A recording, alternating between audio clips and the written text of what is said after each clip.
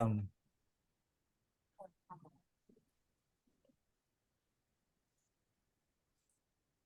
boleh.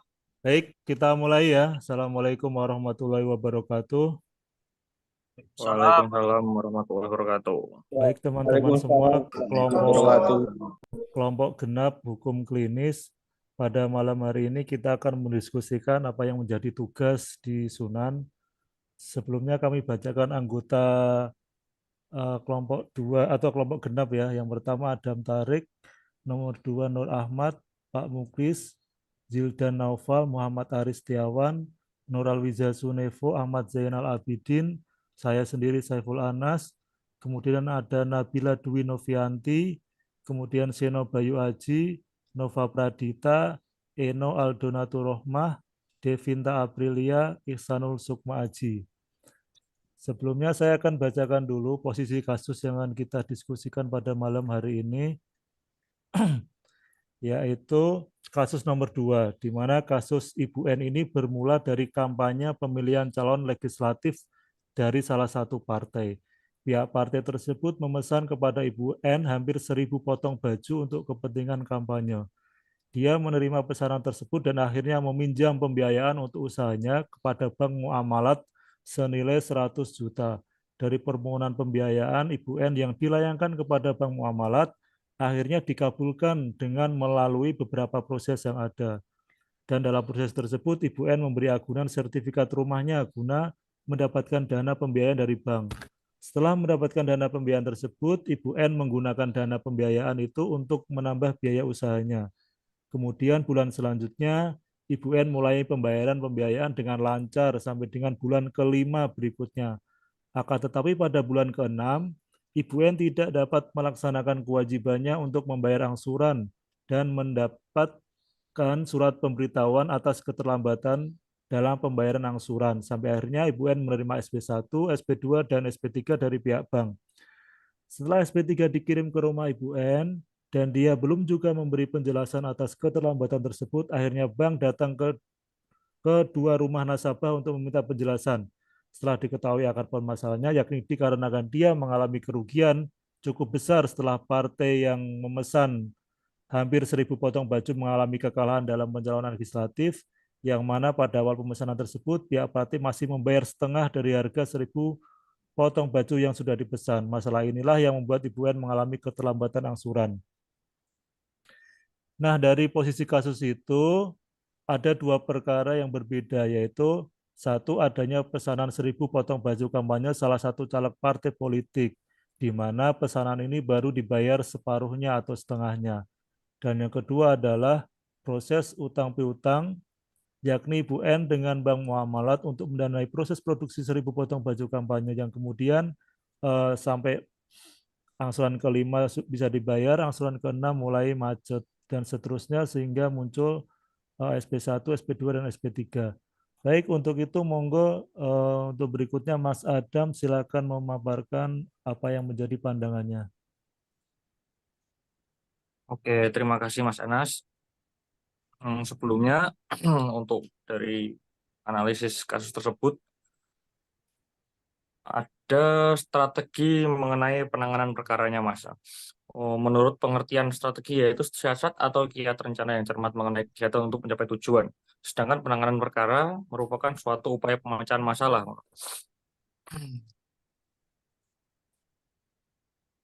Dari kasus analisis One Prestasi 2, dari kasus yang disampaikan Mas Anas tadi itu terdapat beberapa poin penting yang perlu dianalisis, yaitu keterlambatan dalam pembayaran angsuran, penerimaan surat pemberitahuan baik itu SP1, SP2, dan SP3 dari pihak bank, kedatangan pihak bank ke rumah nasabah untuk meminta penjelasan, serta penyebab keterlambatan pembayaran angsuran, yakni kerugian akibat kekalahan dalam pencalonan legislatif. Kalau untuk saya sendiri itu Mas, dalam langkah penyelesaiannya itu berdasarkan analisis kasus tersebut, berikut adalah langkah-langkah yang dapat diambil untuk menyelesaikan masalah ini. Yang pertama, bank Ibu N, komunikasi dengan bank. Ibu N perlu segera menghubungi pihak bank untuk memberikan penjelasan secara transparan terkait keterlambatan pembayaran angsuran. lalu menjelaskan bahwa keterlambatan tersebut disebabkan oleh kondisi finansial yang tidak terduga akibat kerugian politik. Lalu negosiasi dengan bank. Ibu N dapat mencoba bernegosiasi dengan pihak bank terkait pembayaran angsuran yang tertunda. Kemudian meminta kemungkinan restrukturisasi pembayaran agar dapat membayar secara bertahap sesuai dengan kemampuan keuangan saat ini. Dan lagi rencana pembayaran, merencanakan sebuah jadwal pembayaran yang realistis dan sesuai dengan kemampuan keuangan dari Ibu N. Begitu, Mas. Baik, itu tadi apa namanya upaya yang bisa dilakukan oleh Ibu N kepada bank, kan begitu ya, meminta kemudahan atau meminta waktu lah bahasanya, meminta waktu untuk memperpanjang Ya, apa namanya angsurannya. Nah, kemudian dari kasus ini sendiri juga sebenarnya Ibu N ini punya apa namanya perjanjian dengan caleg partai kan untuk mengerjakan 1.000 potong baju yang baru dibayar separuhnya. Artinya di situ ada bukan prestasi juga sebenarnya antara apa caleg parpol itu. Nah, persoalannya adalah apakah pesanan itu ada bukti apa namanya bukti tertulisnya kan begitu. Apakah hanya perjanjian di bawah tangan begitu yang tidak ada apa namanya kwitansinya kah atau apakah? Nah, padahal itu kan menjadi salah satu kunci agar Ibu N bisa membayar bank kan begitu. Jadi kalaupun nanti bank oke lah kita perpanjang, tapi kemudian Ibu N tidak dapat uang dari caleg ini kan juga percuma juga gitu. Gitu ya. Nah, kemudian dari Mas Zainal ada yang mau menanggapi lagi? Baik, Pak, saya akan menanggapi kasus tersebut.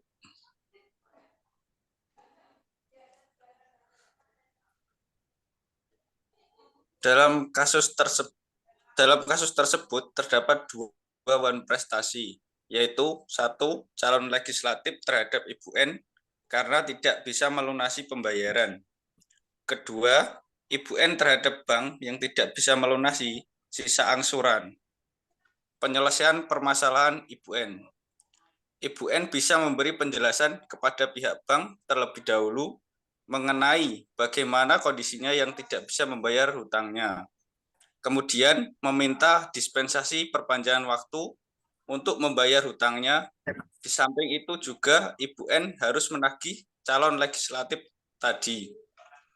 Sebagai pengusaha, seharusnya ada perjanjian jual beli antara Ibu N dan calon legislatif tersebut.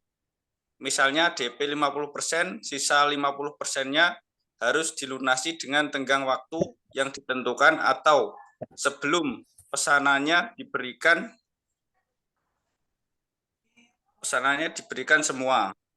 Namun jika sudah terlanjur, Ibu N bisa menuntut calon legislatif tersebut. Di samping itu Ibu N dapat meminta kompensasi perpanjangan waktu pembayaran hutang kepada pihak bank terlebih dahulu. Itu yang bisa saya sampaikan. Iya, berarti memang dari dua posisi yang berbeda atau dua apa namanya dua perkara yang berbeda ini harus diselesaikan satu persatu gitu ya Mas Zainal ya. Dengan calegnya Ibu N juga harus melakukan suatu langkah seperti tadi disampaikan Mas Zainal itu menagih. Tapi kadang kan caleg juga susah ya.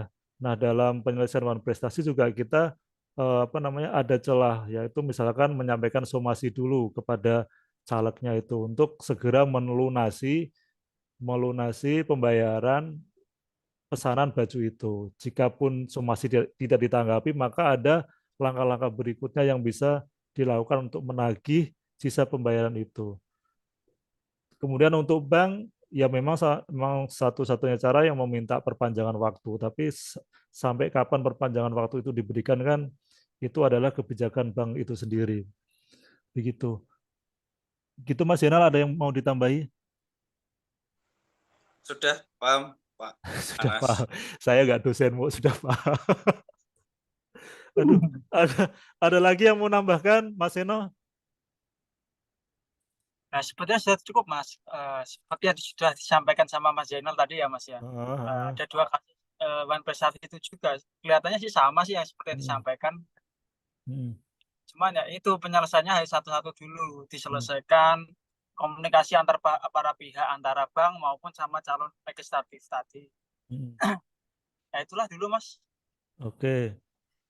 Ya. Baik, ada yang mau menanggapi lagi dari teman-teman kelompok 2? Silakan. Mbak Eno, Sedikit menambahkan Mas Anas. boleh Iya. silakan. Jadi memang di dalam kasus ini itu komunikasi yang jujur dan transparan itu dengan pihak bank serta perencanaan keuangan yang cermat itu dapat membantu si Ibu N ini menyelesaikan masalah keterlambatan pembayaran. Akibat kondisi finansial yang sulit akibat kerugian dari politik yang dialami si Ibu N dengan caleg yang memesan baju Pakaian tadi ke ya. Ibu N seperti itu. Nah, pihak perbankan dalam hal ini itu Bank Muamalat itu dapat memberikan kebijakan dengan perpanjangan angsuran sampai Ibu N itu betul-betul dapat membuktikan itikat baik dengan pelunasan hutang tersebut atau bisa disebut dengan win-win solution seperti itu. Mungkin solusi yang bisa ditempuh. Seperti itu Mas Anas. Iya, betul. Terima kasih. Yang lainnya ada yang mau menanggapi lagi? Saya kalau boleh sedikit kasih tambahan, Mas Anas. Kalau dari Ibu N itu kan harusnya Bu N dapat ganti kerugian ya Mas, dari seragam baju kampanye dari salah satu partai politik. Jika tidak ada pertanggungjawabannya, itu kan Ibu N dapat mengajukan pelaporan partai politik tersebut ke kepolisian dengan unsur tindak pidana penipuan. Bisa kayak gitu enggak sih Mas? Selain itu Ibu N juga dapat mengajukan gugatan ke Pengadilan Negeri tentang wan prestasi termasuk unsur perdata ya itu berarti. Iya. Ya sebenarnya celah-celah itu kan ada. Kalau kita baca penjelasannya Pak Yusuf di Sunan kan bisa ya. Pertama lewat somasi dulu. Somasi itu ke calegnya atau ke partainya untuk menindaklanjuti. Kalaupun itu tidak ditindaklanjuti ya maka ada langkah berikutnya. Misalkan kita melaporkan ke kepolisian mungkin dengan pasal penipuan atau pasal wan prestasi itu sendiri. Nah, cuman memang laporan ke kepolisian itu juga didasari dengan bukti-bukti kan begitu. Apakah ada perjanjian antara Ibu N dengan calegnya itu kan di soal juga tidak disebutkan ya. Ya kemungkinan ada sih kalau mungkin kita pesan sesuatu kan mungkin dikasih kwitansi begitu ya. Saya kira kok begitu. Kwitansi. Iya, jadi pembayaran. Jadi memang satu-satu itu harus diselesaikan antara Ibu N dengan caleg itu sehingga mendapatkan 50% kekurangan dananya untuk menutup Bank Muamalat sisa utangnya begitu. Mas Nova ada yang mau nambahin Mas Nova? Ada yang mau ditambahkan? Sudah Mas, cukup. Mas Haji?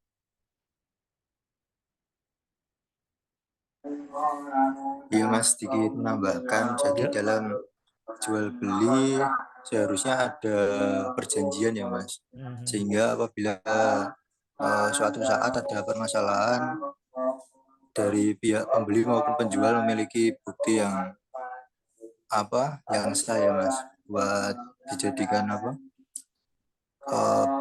solusi gitu. Mungkin gitu aja Mas, cukup. Terima kasih. Oke, terima kasih. Mas Hari mau nambahin?